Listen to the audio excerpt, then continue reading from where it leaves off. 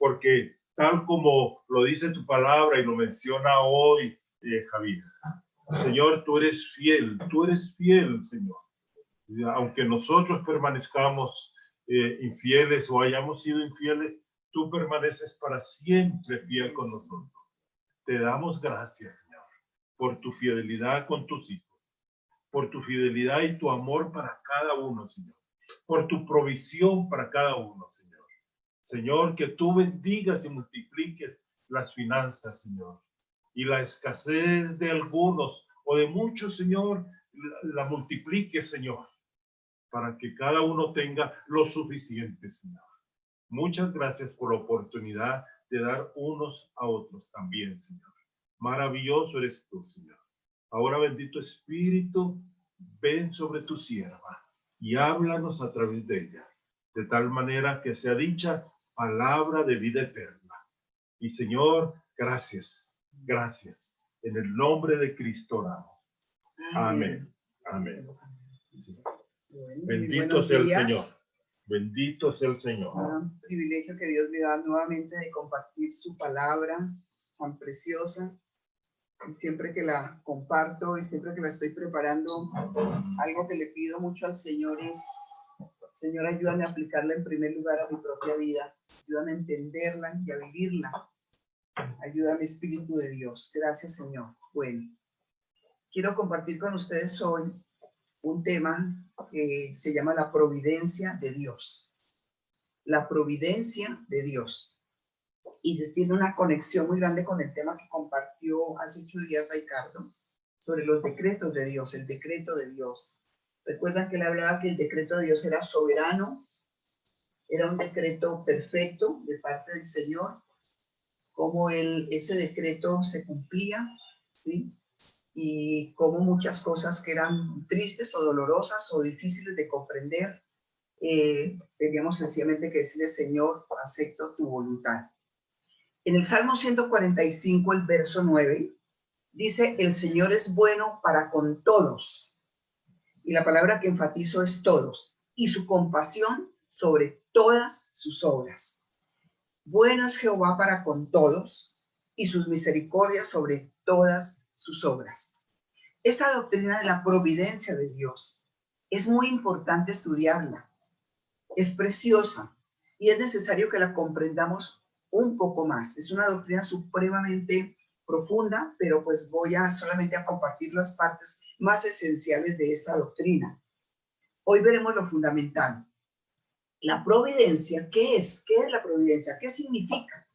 En ciertos ambientes pseudo cristianos dicen que es como la obligación que Dios tiene de proveer todo lo que el ser humano necesite, que es como una obligación que Dios tiene. Y también se le da el nombre a Dios Padre, ¿cierto? Como la bendita providencia. Ustedes a veces han visto que le pedía la bendita providencia. Pero según la Biblia, eso no es.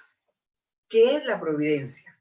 La providencia, y si me la quieres colocar, son las obras por las cuales Dios gobierna de manera intachable, soberana, perfecta, justa y santa toda su creación. Ahí tenemos una definición muy corta de lo que es la providencia. Es el gobierno que Dios ejerce sobre toda su creación. Son los medios usados por Dios para cumplir esos decretos. Entonces, hay una diferencia entre providencia y decreto, obviamente. Fíjense que la providencia son los medios que Dios utiliza. Es el decreto para que se cumpla el decreto que Dios decide soberanamente. Muy bien, entonces, podemos decir que Dios gobierna de una manera perfecta, justa, santa, toda su creación. Ese gobierno, la Biblia lo define como la providencia de Dios, incluye personas, animales, reinos, continentes, países, estaciones, planetas, virus, bacterias, plagas. O sea, la bendita providencia es el gobierno de Dios sobre absolutamente toda su creación. La creación incluye los seres humanos e incluye todo lo demás. Entonces, hay una diferencia entre decreto y providencia. Y veamos de alguna manera la diferencia. ¿Qué es el decreto? Decreto es el propósito soberano de Dios, por medio del cual hace que lo que haya de cumplirse se cumpla. Sí, ahí tenemos la definición. El propósito eterno de Dios, por medio del cual Él ordena que lo que haya de pasar acontezca. El decreto es lo que Dios soberanamente decide, ¿ya? Entonces, ahí lo tenemos. Decreto es ese propósito soberano. Todo lo que Él ha decidido en la eternidad pasada que se cumple, se cumplirá. Y eso no lo va a cambiar nadie, ¿cierto? Es lo que Él determinó en la eternidad pasada. Y la providencia, recordemos, son los medios que Él utiliza para que ese decreto se cumpla.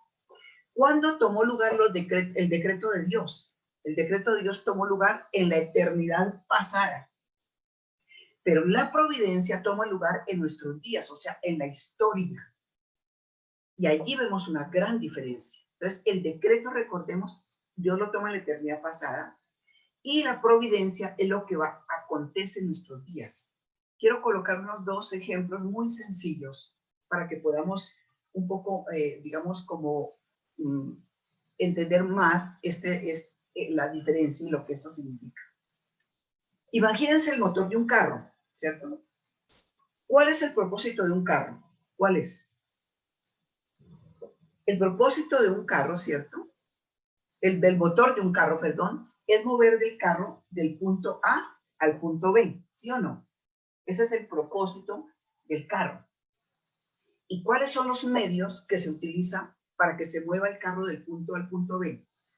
Muchas cosas, pero hablemos de los piñones, por ejemplo, dentro del motor, las válvulas, ¿ya? Y muchos detalles que tiene un motor, los empaques, diferentes elementos. Entonces, quítele usted las válvulas a un motor, quítele el empaque, ¿sí? ¿Y qué pasaría con ese motor? Se avería, no cumple su propósito. Entonces, allí vemos una diferencia entre propósito y providencia. Otro ejemplo, un reloj de cuerda o de pila, de cuerda de los que tenían nuestros papás, nuestros abuelos. En un reloj de pila, ¿qué pasa? O de cuerda. ¿Cuál es el propósito del reloj? ¿Qué piensan ustedes? ¿Cuál es el propósito de un reloj? Dar la hora. ¿Y cuál es el medio o providencia para que ese reloj dé la hora? Las manecillas del reloj, la cuerda o la pila, ¿sí? Todos los elementos que contiene el reloj. ¿Qué pasa si le quitamos las manecillas a un reloj? O si usted le quita la pila, ya ese reloj no va a cumplir su propósito, ¿cierto? Entonces, hay una diferencia entre el medio y el propósito. ¿Bien? Estamos en las manos de un Dios que tiene el control de los medios y que tiene el control de los propósitos. Y todo lo hace para su gloria. Todo lo hace para provisión también de sus hijos. Saber y creer esta doctrina, queridos hijos de Dios, debería quitar nuestros temores, debería quitarnos las ansiedades que tenemos en el corazón por cosas que están aconteciendo y que van a acontecer. Muchos cuando pasamos por dificultades, por aflicciones, por pruebas, y nuestro corazón se llena de angustia y de ansiedad porque no sabemos qué va a pasar, debiéramos de pensar que tenemos un Dios soberano, un Dios que ha decretado y un Dios que está cumpliendo a través de su soberanía propósitos maravillosos en nuestra vida y en todo lo que se mueve. Pero debiéramos preguntarnos, ¿por qué temer si Dios no ha perdido el control? Dios no ha perdido el control, ¿ya? Y Él nos sostendrá a todos y a cada uno como sostiene los planetas, como sostiene las estrellas en su lugar, como sostiene el sol, la luna. A veces se nos dificulta entender cómo ejecuta Dios su decreto, ¿cierto? Y es natural que no lo entendamos. ¿Sabe por qué? Porque nosotros no tenemos el control del futuro. Dios sí. ¿Por qué temer cuando estemos en medio de una tormenta? ¿Por qué temer cuando estemos pasando por pruebas? Si tenemos un Dios que no ha perdido el control. Nosotros somos muy propensos en desacreditar el nombre del Señor, como si no hubiera esperanza cuando nos hallamos en situaciones que no entendemos. Como si estuviéramos en las manos del azar. Fíjese que las tormentas son parte de ese engranaje que Dios tiene. Él tiene perfectamente sincronizado todo y todo lo que Él ha dictaminado se cumplirá. Y puede que seamos puestos a prueba para que le demos gloria a Dios. Muchas veces somos puestos a prueba para que nos vamos despojando del apego a tantas cosas de este mundo, a los ídolos que tenemos con pies de barro, a las falsas seguridades. ¿No les ha pasado? ¿Cómo ejecuta Dios su decreto? Repito, ¿cómo ejecuta Dios su decreto? Dios ejecuta sus decretos a través de la creación y a través de la providencia, a través de dos cosas, de la creación y de la providencia. Veamos el propósito a través de las obras de la creación y de la providencia. Y atención, iglesia, atención. Si hay algo que yo tengo mucho interés y le he pedido al Señor que nos ayude, que nos quede más claro, es que no hay actos fortuitos ni en el mundo, ni en el macrocosmos, ni en nuestra vida. No hay coincidencias, no hay casualidades, no existe la suerte. Repito, no hay actos fortuitos, no hay coincidencias, no hay casualidades, no hay suerte. A veces decimos, esto fue un accidente, y para nosotros fue un accidente, para Dios no, ¿sí? Esto fue una catástrofe, pero eso no escapa a la providencia de Dios y a su gobierno, porque recordemos que es la providencia, ya, es los medios que Dios utiliza para que se ejecuten los decretos de Dios. Cada vez que hablemos de casos fortuitos o casualidades, recordemos que lo que decimos, que lo decimos porque son palabras que hemos adoptado en el argot popular, pero eso es inexistente para Dios. No hay nada que escape al dominio de Dios. El reino animal, el reino vegetal, el reino mineral, nada escapa al dominio de Dios. Un electrón, un protón de una simple partícula, nada escapa al gobierno de Dios. Dios gobierna sobre todo y sobre todos. Dios gobierna los principados. Dios gobierna lo invisible y lo visible. Para Él no hay actos casuales. Para nosotros sí. Porque nosotros solamente contamos con ¿qué? Con el presente. No entendemos, no entender eso nos puede llevar a minar nuestra confianza en la soberanía de Dios. Y muchas veces a desesperarnos. Entonces quiero que retomemos este punto, muy importante, y quiero ilustrarlo de que no existen casos fortuitos, casos de la suerte para Dios, ni debieran existirlo para nosotros. Veamos un ejemplo bíblico, Hechos capítulo 1, verso 26. Hechos 1, 26 para los que están tomando nota. Dice así la palabra de Dios. Y echaron suertes y cayó sobre Matías. Hechos 1:26. Y fue contado con los 11 apóstoles. Recuerdan que había, cuando uno de los apóstoles, ¿cierto? Falló, quedó ese vacío, y entonces los discípulos, los apóstoles, debían de completar el número de 12 discípulos. Entonces se reúnen, dicen, y echan suertes. Entonces aquí cuando uno habla de y echan suertes, bueno, ¿cómo así? ¿Existe la suerte o no? Esperen un momentico. Dice, y la suerte cayó sobre Matías, y fue contado con los 11 apóstoles. La pregunta es, ¿fue un acto donde el azar decidió o fue un acto que ya estaba programado por el Señor y Dios usó la suerte como medio, ¿cierto? El echar dados, digámoslo así, para que eso se estableciera? ¿Ya? Podemos pensar de buenas que le cayó la buena suerte pues a Matías, pero no, simplemente esto cae dentro de la providencia de Dios para el cumplimiento de de su decreto. Miremoslo un poco más en Proverbios capítulo 16, verso 33. Proverbios 16, verso 33. Dice, la suerte se echa en el regazo, mas del Señor es la decisión de ella. Repito, Proverbios 16, 33. La suerte se echa en el regazo, mas de Jehová es la decisión de ella. ¿Cómo les parece? Y aquí está la respuesta. Siempre los principios de la palabra de Dios se comprueban con la palabra de Dios, ¿ya? Aún por medios aparentemente aleatorios se cumple la voluntad soberana de Dios.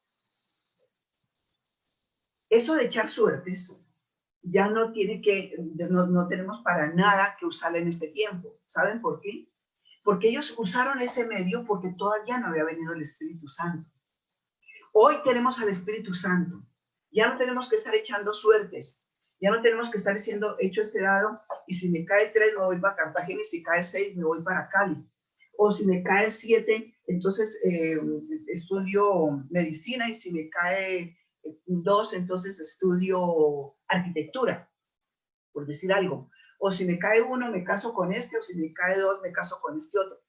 No. Eso sería tentar a Dios. Tenemos al Espíritu Santo que nos guía, ¿sí? Que le podemos preguntar, tenemos la palabra de Dios que nos guía sobre qué hacer y qué no hacer en todos los actos de nuestra vida.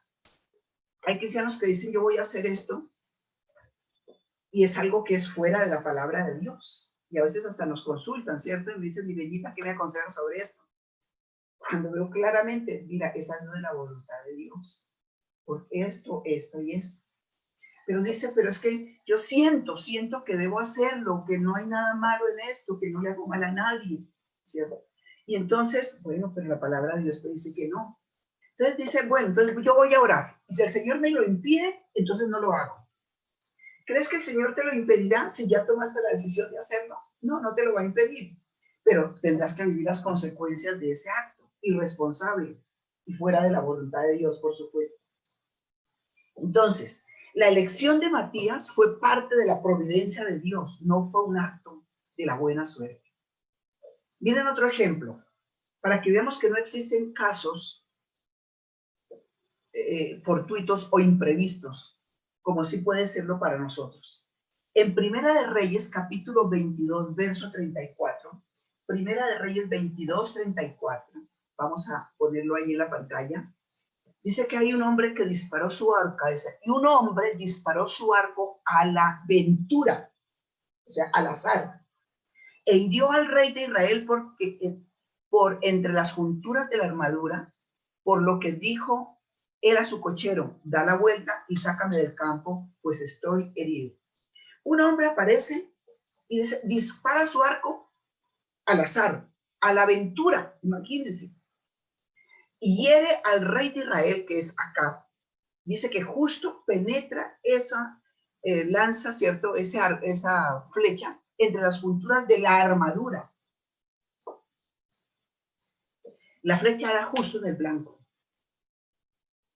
Miren lo que dice con cuidado. Le dio al rey de Israel, no uno de los miles de soldados, sino al rey de Israel. ¿Quién había determinado que eso fuera así?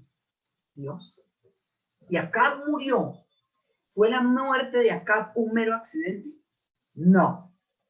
Fue parte de la providencia de Dios que ese hombre disparara ese arco al azar y sencillamente llegó donde tenía que llegar. Acab muere por su pecado.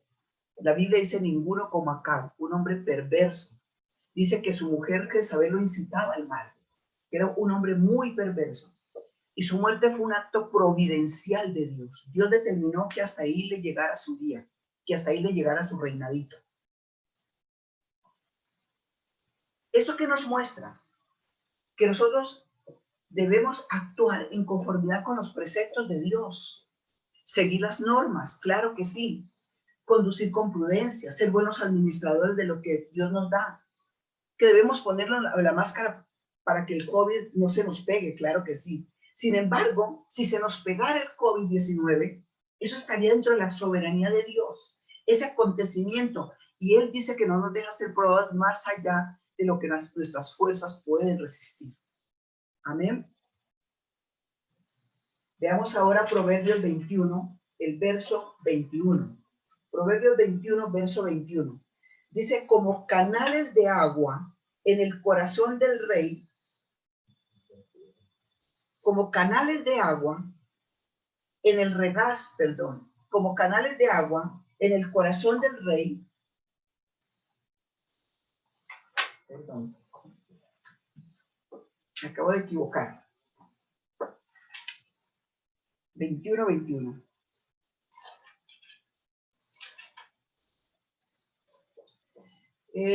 No, es Proverbios 21:1. Como canales de agua en el corazón del rey, es el corazón del rey en la mano del Señor. Él lo dirige donde le place. Voy a volverlo a repetir. Como canales de agua es el corazón del rey en la mano del Señor. Él lo dirige donde le place. Increíble, ¿verdad? El Señor es el que le da el curso que Él quiere al corazón del más poderoso, del presidente más poderoso, del rey más poderoso. ¿Cuál debe ser nuestra actitud ante lo que pueda pasar en nuestro país y en el mundo? Mucho cuidado con eso. Una actitud pasiva, indolente, agresiva, indiferente. No. Podemos decir, bueno, lo que pasará, pasará y punto. De ninguna manera. Si vemos la palabra de Dios, vemos muchos ejemplos cuando el Señor decía que iba a acontecer una catástrofe en una nación, ¿ya? Y cómo el Señor motivaba a hombres y mujeres a hacer lo que tenían que hacer. Y esos actos, ¿cierto? Como la oración o como alistarse para esa situación, el Señor la usaba como el medio providencial para que finalmente se cumplieran los propósitos eternos de Dios. Nuestra actitud no debe ser ni pasiva, ni indolente, ni agresiva, ni indiferente. No. Debe ser lo que Dios dice que tenemos que hacer. Cuando vemos una situación en el país que está pasando, que no la podemos comprender ni la podemos manejar, ¿qué tenemos que hacer? Lo que Dios dice que tenemos que hacer. ¿Cierto? Proverbios 19:21, ¿qué nos dice? Proverbios 19:21. Muchos pensamientos hay en el corazón del hombre, mas el consejo del Señor permanecerá. Proverbios 19:21. Muchos consejos, muchos planes puede haber en nuestros corazones, pero finalmente es el consejo del Señor el que permanecerá. Una pregunta. ¿Puede nuestro pecado alterar el plan de Dios? ¿Puede el pecado de otros alterar el decreto de Dios? No, porque Él no tiene plan A, B y C. Dios no tiene plan A, B y C. Dios tiene un plan en la eternidad que se ejecuta ahora. Nosotros sí tenemos plan A, B y C. Y eso es bueno que lo tengamos. ¿Por qué? Porque nosotros no tenemos control del tiempo. Entonces es bueno que no solamente tengamos un solo plan, que seamos previsivos, claro, porque somos criaturas falibles, pero que le digamos, Señor, gracias, Señor, porque someto todos mis deseos, mis anhelos a tus planes, Señor, y te agradeceré de todo corazón si es esto, si es esto, si es aquello, o si es otra cosa que tú quieras para mí, porque sé que eso que tú quieres para mí será lo mejor. Pero respondiendo a la pregunta, ¿puede aún el pecado alterar el plan de Dios? No. Nosotros no podemos dañar o arruinar el plan de Dios de ninguna manera porque Dios dejaría de ser Dios. Pero otra pregunta, ¿pero acaso el hombre no arruinó el plan de Dios por el pecado? No. Digamos que arruinó su vida, claro que sí, pero los planes eternos de Dios no se pudieron arruinar ni se podrán arruinar. Es más, miren una cosa, Dios permite que el hombre libremente, exprese su pecaminosidad. Y aún usa ese pecado para cumplir su propósito, como ocurrió con el faraón. Dios permite que exprese el hombre su pecado. Y lo usa como uno de los piñones del motor del carro para llevarlo del punto A al punto B. El hombre no puede alterar el plan de Dios. En Jeremías capítulo 23, el verso 23, Jeremías 23, Dice, yo soy un Dios de cerca, declara el Señor, y no un Dios de lejos. Jeremías 23:23. Soy yo un Dios de cerca, declara el Señor, y no un Dios de lejos. ¿Qué significa esto? Dios gobierna absolutamente todo. Dios no solamente gobierna el cielo de lejos, sino que también gobierna la tierra de cerca. ¿Sí? Dios gobierna todo. ¿Qué significa esto de la providencia de Dios? Que Dios es regente, que Dios gobierna su creación, que Dios tiene control absoluto de todo y de todos. Hay una doctrina que se llama deísmo. Esa doctrina dice que Dios creó el mundo y lo abandonó. ¿Sí? Y hay muchos que creen eso. Dios creó y Dios abandonó su creación. Pero no es lo que dice la palabra de Dios, porque Dios no es un Dios irresponsable, porque Dios es un Dios perfecto, porque Dios está en el control, en la dirección del comienzo hasta el fin. Entonces, miren, la providencia de Dios abarca todas las personas. Atención a esto. A veces creemos, pero ¿por qué las personas hacen esto y aquello y qué ocurre con ellos? Según la palabra de Dios, la providencia abarca a todas las personas, cristianos y no cristianos, musulmanes, testigos de Jehová, ateos, justos, injustos, de derecha, de izquierda. El Señor tiene control sobre todo y sobre todos, dice la palabra de Dios. En Mateo 5:44 dice, Él hace salir su sol sobre justos e injustos. Él hace que la lluvia descienda sobre justos e injustos. Hay obras que son difíciles de comprender. Hay eventos que nos pasan que nos parecen absurdos e injustos, claro que sí. Por ejemplo, cuando alguien sufre, cuando alguien muere, cuando alguien es una persona justa, cuando se sufre una pérdida por actuar honestamente. Eso no lo entendemos. Cuando un cónyuge es infiel y la persona fiel es la que más sufre, cuando sufren los hijos. No dejamos de ver esto como algo injusto, como una tragedia, porque estamos en un mundo caído y porque muchas veces tenemos que sufrir las consecuencias de los actos de otros. Pero nos debe consolar, amada iglesia, que el propósito de todo, ¿qué es? Es la gloria de Dios, aunque no lo comprendamos en lo bueno y en lo malo.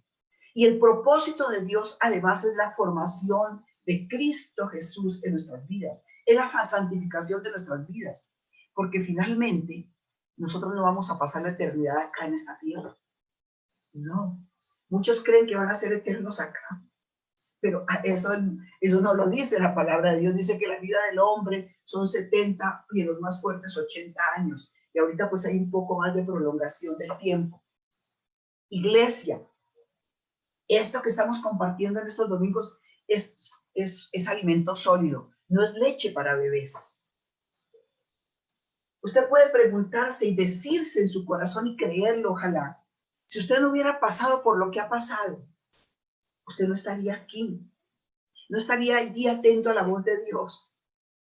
Si usted no hubiera pasado por las circunstancias dolorosas que ha pasado, tristes, duras, absurdas, ¿cierto?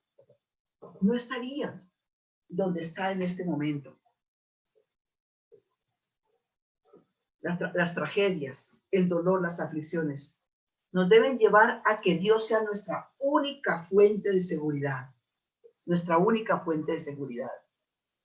Cuando escucho a Roosevelt Gutiérrez, que ustedes algunos lo están escuchando en los devocionales que le está dando en las mañanas, el director de Cali, el director que ha sido de misiones en los diferentes países, que ha abierto varios países en el mundo, en las comisiones, se ha enviado gente a esas misiones, un hombre de Dios maravilloso, que le dio cáncer, ¿cierto? Hace como 1 año y medio, 2 años.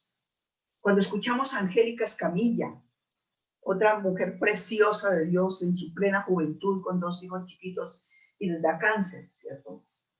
Y escuchamos esos testimonios, esa formación tan maravillosa de este hombre y de esta mujer en las manos de Dios a través de la aflicción, donde de sus bocas siempre se escucha gratitud y alabanza a Dios, descanso y reposo, en la misericordia de Dios, en la fidelidad de Dios, en el decreto de Dios, en esa providencia maravillosa de Dios. Aquí quiero hacer una advertencia, amada iglesia de Dios. Mírenme, por favor. Escúchenme. Tenemos que ser muy cuidadosos. Cuando alguien está pasando por el dolor y la aflicción, decirle tranquilo, no llores, no te preocupes. Eso es la providencia de Dios.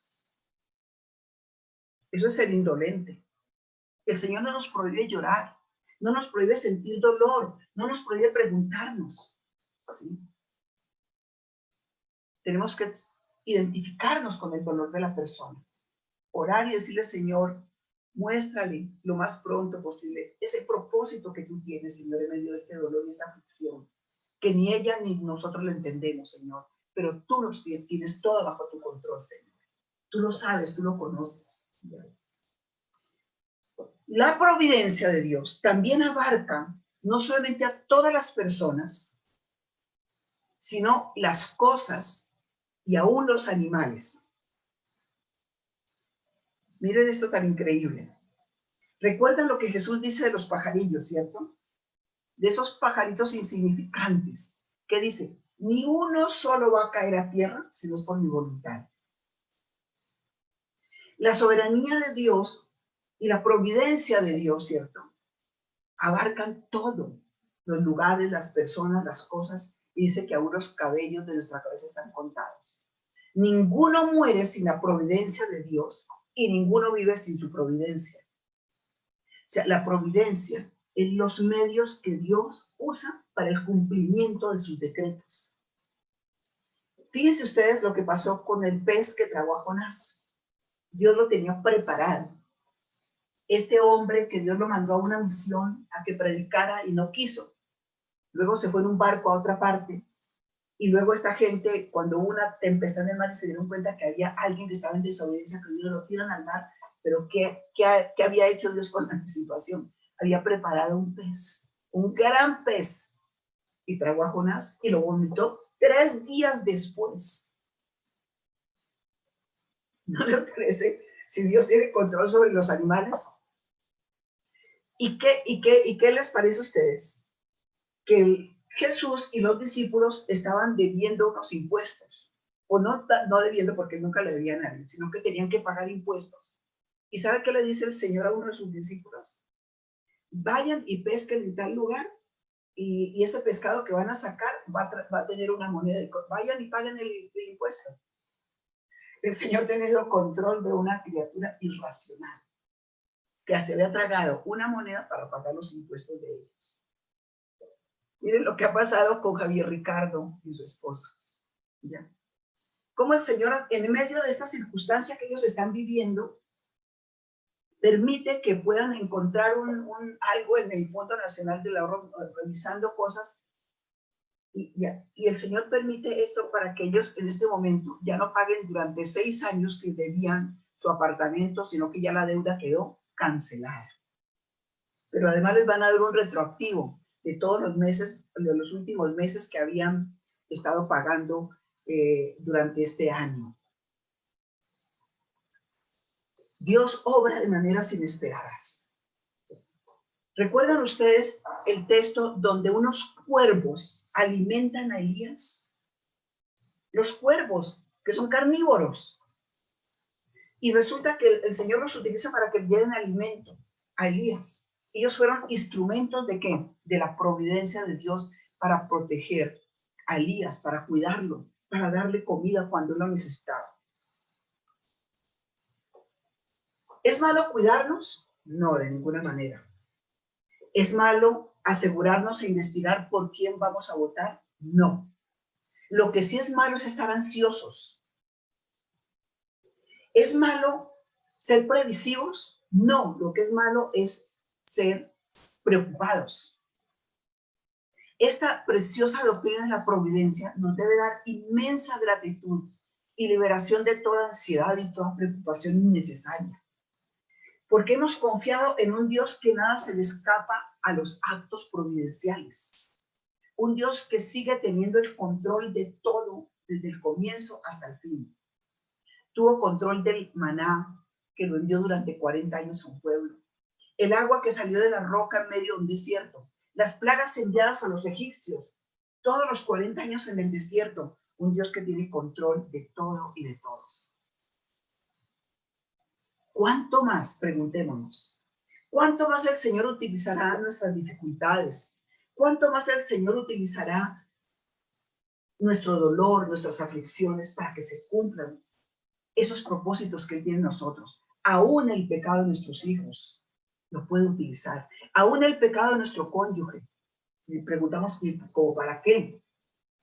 Para hacernos más como Cristo. Para hacernos más agradecidos. Para hacernos más humildes. Más dependientes de Dios. Para sacar los ídolos de nuestros corazones.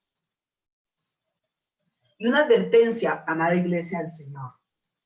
El hecho de que Dios gobierne no le da ni a usted ni a mí el que seamos descuidados o tener una actitud derrotista frente a las cosas que están pasando a nuestro alrededor.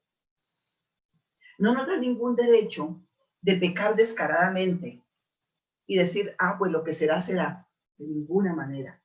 Porque la palabra de Dios también dice que seremos juzgados por nuestro pecado y que viviremos las consecuencias de los actos pecaminosos que cada uno de nosotros cometamos. El que Dios gobierne también ha establecido que somos 100% responsables de nuestros actos. Somos responsables porque Dios es justo y Él no pasará por alto los actos crueles, los actos pecaminosos de los seres humanos. A veces nos preguntamos cómo es posible que X o yo tengan puestos de tanta autoridad y de tanta grandeza cuando no los merecen. Nos preguntamos por qué, Señor, estas personas están haciendo esto y aquello y no hay freno para ellos. La providencia de Dios nos debe dar descanso y reposo de que Dios está en el control de todo. Dios abarca a todos y a todo. Y finalmente, la providencia de Dios también abarca todo lo que Él influencia pero no permite. Repito, abarca todo lo que Él influencia pero no permite y todo lo que Él permite pero no influencia. Por ejemplo, cuando Lucifer, siendo este ángel lleno de hermosura y de autoridad, allá en la eternidad, decide rebelarse contra Dios lleno de orgullo y de soberbia. ¿Sí? No fue Dios el que lo incitó a pecar. Cuando el hombre allá en el Edén peca contra Dios y quiere también ponerse en el lugar de Dios, Dios no incita al pecado, pero Dios lo permitió. Dios permitió que el hombre expresara su pecado, pero Dios no incitó al hombre a que pecara, porque Dios es santo, santo. Incitar el pecado es cometer pecado. Y es más, nos dicen en Santiago que Dios no tienta a nadie, ni no puede tentar ni se deja tentar de nadie. Pensar que fue Dios el autor o el que incitó es colocar a Dios algo que está lejos de su carácter, que es su santidad. En unas circunstancias, Dios permite y en otras Él influencia. Y por ejemplo, en el caso del faraón, recuerdan que en ese texto dice que Dios endureció el corazón de Faraón. Y uno puede decir, entonces fue Dios el que lo motivó a que tuviera esa actitud contra el pueblo de Dios. Pero fíjese que si usted lee la escritura, dice la palabra de Dios que Faraón ya había endurecido su corazón, ¿sí? Y que Dios le da oportunidad tras oportunidad para que él reaccione de otra manera. Este hombre era un dictador cruel, era un hombre malvado, era soberbio. Y sencillamente, Dios permite que la dureza de este corazón de este hombre se quede allí, ¿cierto? Para cumplir sus propósitos. Y en su momento, en el momento en que Dios lo determinó así, en este momento se le terminó el reinadito a Faraón. Regresemos al Salmo 145, donde empezamos. En el Salmo 145, recuerden ustedes que dice que Dios es bueno con todos y para con todos. En todo y con todos. Dice, dice, bueno es Jehová para con todos y sus misericordias sobre todas sus obras. Bueno es el Señor para con todos y sus misericordias sobre todas sus obras. Es el glorioso Dios, el maravilloso Dios, que es bueno con todos. Y en el verso 5 dice, en el 145 dice, en el glorioso esplendor de su majestad y en tus maravillosas obras meditaré. Meditaré. ¿Qué nos está motivando aquí el Señor? A que pensemos bíblicamente. Meditar se hace con el pensamiento, con el cerebro. O sea, no se nos olvide que el hombre es responsable y Dios es soberano. Que no se nos olvide que Dios es bueno y santo y perfecto. Y que el hombre es injusto, es imperfecto, es finito y es pecador. Y en el verso 9 dice, bueno es el Señor para con todos y su compasión sobre todas sus obras. Y en el verso 15 del mismo Salmo 145 dice, a ti miran los ojos de todos y a su tiempo tú les das su alimento. ¿Qué tal que el Señor solo hiciera llover sobre los cristianos? Solo enviara su sol sobre los buenos, digamos, entre comillas. Dios lo manda sobre todos. Todo se hace por la grandeza y la soberanía de Dios. Y Dios usa este precioso, maravilloso, extraordinario, que nosotros le llamamos doctrina, que se llama la providencia de Dios. En el verso 10 dice, Señor, todas tus obras te darán gracias y tus santos te bendecirán. 145:10.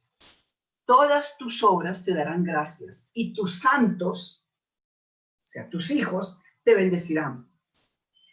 Amados hijos de Dios, los que no conocen al Señor, los que no tienen a Cristo Jesús en el control, en el trono de sus vidas, los que no le han entregado su vida al Señor de corazón. Cuando viene una tragedia, ¿qué hacen? Maldicen al Señor. Le echan la culpa al Señor del mal. El Hijo de Dios, ¿qué hace? Bendice al Señor. Confía, aunque haya dolor en su corazón, aunque no lo entienda. Dice, yo reposo en ti, Señor. Confío en tu providencia. Confío en tu gobierno soberano, Señor. Confío que tú estás en el control de todo, Señor. Descanso en ti. Me apoyo en ti, Señor. Te doy gracias porque lo que tú haces es perfecto y es para mi bien. A los que aman a Dios, todas las cosas contribuyen para el bien. Esta doctrina, comprenderla, nos debe ayudar a tener reposo y descanso en Dios.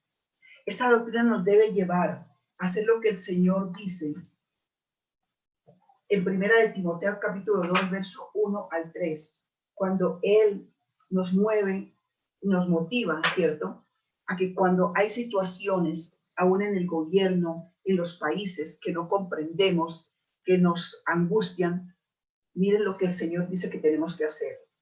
Ante todo, exhorto ante todo, a que se hagan rogativas, oraciones, peticiones y acciones de gracias. ¿Por quiénes? Todos los hombres. Por los reyes, por los presidentes, por los gobernantes, por las cortes, por los que están en eminencia, para que vivamos quieta y reposadamente en toda piedad y honestidad. Sigamos el otro versículo, hasta el 3. Entonces, aquí nos está hablando el Señor. Aquí nos está diciendo qué es lo que tenemos que hacer. No es una actitud pasiva. La oración no es una actitud pasiva, de ninguna manera. Hacer lo que Dios nos pide que hagamos. Clamarle al Señor. Que Dios utiliza nuestra oración para que, como un medio de providencia, se ejecute lo que en su decreto Él ha determinado. Eso es lo que tenemos que hacer. Hacer lo que Dios nos muestra que debemos hacer. Y descansar en Dios, en su soberanía. No es una actitud pasiva e indiferente, no, de ninguna manera. Dios es bueno, maravillosamente bueno y fiel. Él es justo, Él es precioso. Confiemos en Él. esta doctrina, que comprender un poquito más la providencia de Dios, nos lleve, querida iglesia del Señor, a reposar, a honrar, a glorificar y a exaltar el nombre de Dios. Dice el Señor, esto es bueno y agradable delante de Dios nuestro Señor, cuando oramos, cuando clamamos, cuando intercedemos, cuando evangelizamos, cuando ganamos a otros para Cristo. Que cada oportunidad que tengamos de compartir la palabra de Dios con otros lo hagamos, porque es la única forma como podemos vivir de una manera honesta, piadosa y en reposo delante del Señor. Solamente el Señor puede cambiar los corazones.